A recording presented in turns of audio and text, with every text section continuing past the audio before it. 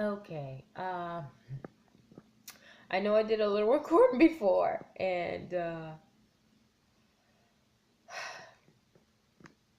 I started explaining what all happened to me and what am I going through. And this lipstick, I didn't get to talk about that, but that's what part of what I started recording this for. I came back from the film outing where you saw producers and other people who travel and just mingling and talking to them and seeing where things go. And I have to be like very honest, like it was good, but it kind of weirded me out in some kind of weird way. And I really don't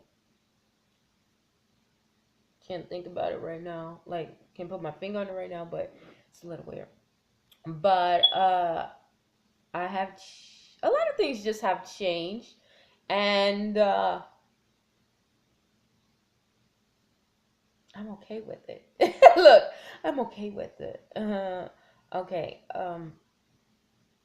Also, I got a chance to do what's this is my own lipstick line, and most people who know me, my family and my friends, know that I am addicted to food, sugar, and makeup, and men, and men. But uh, that's a whole nother thing. But yeah, so I got an opportunity to create my own lipstick, and I felt that it was a way to not empower women because everyone wants to come with this whole empower and and that kind of scares me. It's a good to empower women, but I don't want it to be to the point where it's like I'm better than a man or anything like that because everyone has a role in society.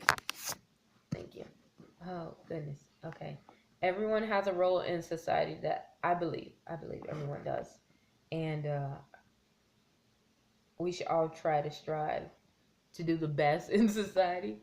But I felt that with this lipstick, with me making this lipstick, I think it is a creation from God because I really, even though I love it, uh, I can't do this by myself, and nothing that I say or do, I know I cannot do by myself. I cannot think by myself. I cannot breathe by myself. If we could, then we'll be doing this, and people would be living forever and ever and ever and ever and ever and ever and ever and ever. And then on top of that, we can recreate the world, and we can't do that. We can repopulate it, but we can't recreate it. And even then, it still has to be work from God. We can hump and try to get it. The natural way people get in vitro and fertilization and they think it's going to work, and sometimes it does and sometimes it doesn't. Why? Because it's not up to us. It really is up to God.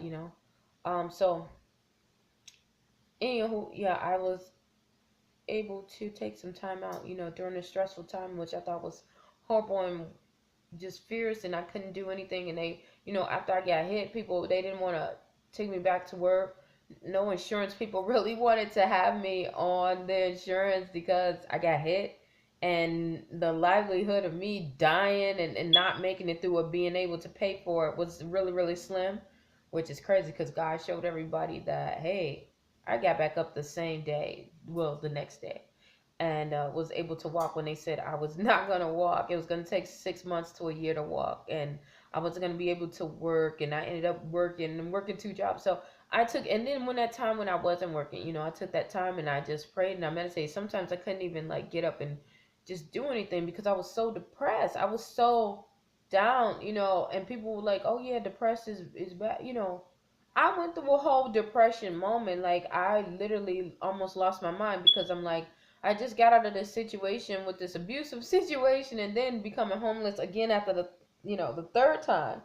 And what am I going to do, God? What is this? I'm not trying to give up on you. I know that, something is going on. I don't want to say it's just, the devil because sometimes we give him too much credit. But after that, it's a spiritual attack because not only that, I just started getting slow about going to church and I love church. I'm like the person that sings in the choir the loudest, the most fashionable at church. Not like at church, fashionable at church, but I mean like I'll be just so pumped to go to church. I'll be pumped. Like when I say pumped, I am like pumped, like for no reason. I mean, not for no reason, because I'll be happy to serve God, and that's the reason why I do be pumped, and I know that. But it's like an overwhelming joy, even though I can do that at home, and I'm still joyful being around God, because I know God is everywhere. I don't just go to church to see God. I see God when I wake up, when I go to sleep, when every moment, every second, I'm getting closer. So yeah, but it took me away from that. So I ended up, just taking some time for myself, and I looked online and I'm like, I always wanted to have my own makeup line. I always wanted to have my makeup line. I'm a person that loves to do makeup, and I love fashion. Not only the broad and drastic. You see a lot of people with the broad and drastic, makeup and stuff. I like that, but I also like the contemporary, the everyday style, because I was a flight attendant.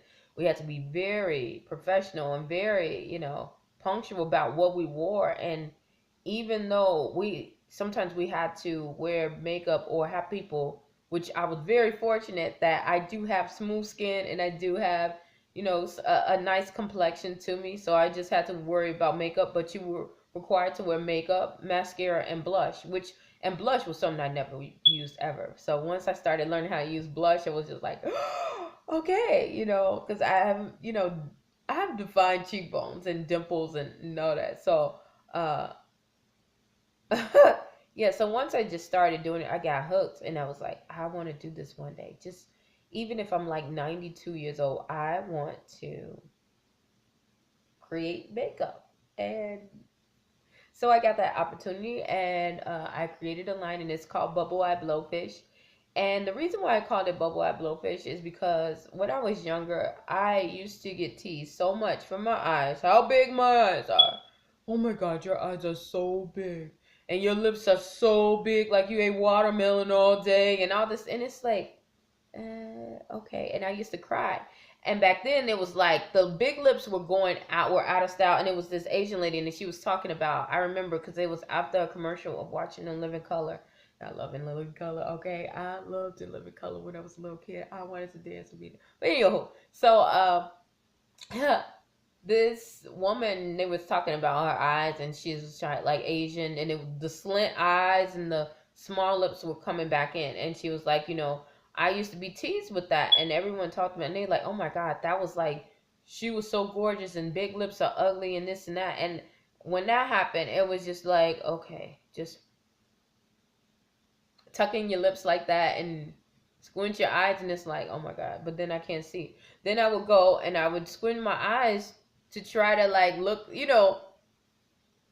or looking down like this, and my eyes, and then it looks like I'm drunk. But then and then, and I'm a kid, I'm like, and I would do that all the way from like first grade all the way to like fifth grade. And it was to the point where I couldn't see. Like, I would close my eyes and be like this, and like, you can't see because I'm not getting that much light. I'm getting enough, a lot of light, but it's not as much light, so I'm not able to read. And and I ended up suffering from that. I used to wear like glasses, these big, huge, bulky glasses, and until I just got to the point where I was tired. The glasses were giving me headaches.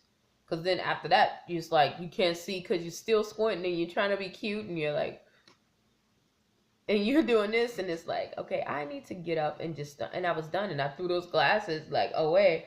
And my aunt was like, where are those glasses I paid all this money for? Your grandmother paid all this money for? And I'm like, whatever. And yeah, so it killed me, and I finally had to tell her, like,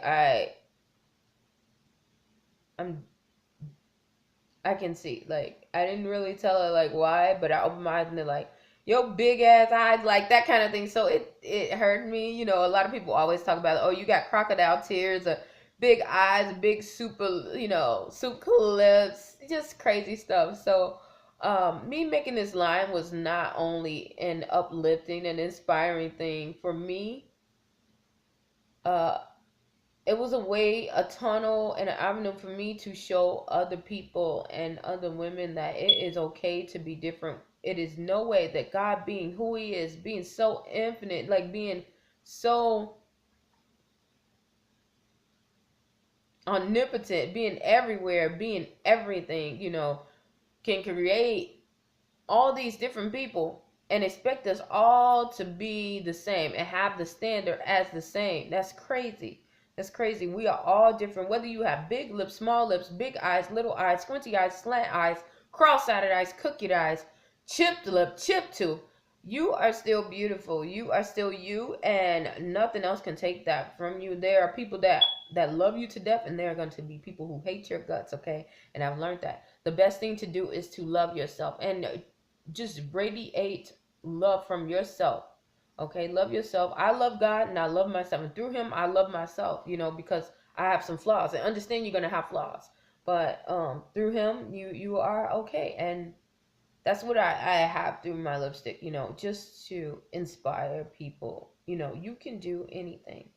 Anything in this world. So yeah. So look out for my line. It's called Bubble Eyed Blowfish, and you can find it on www.bubbleeyeblowfish.com. Thanks. And stay tuned for Journey to Jerusalem.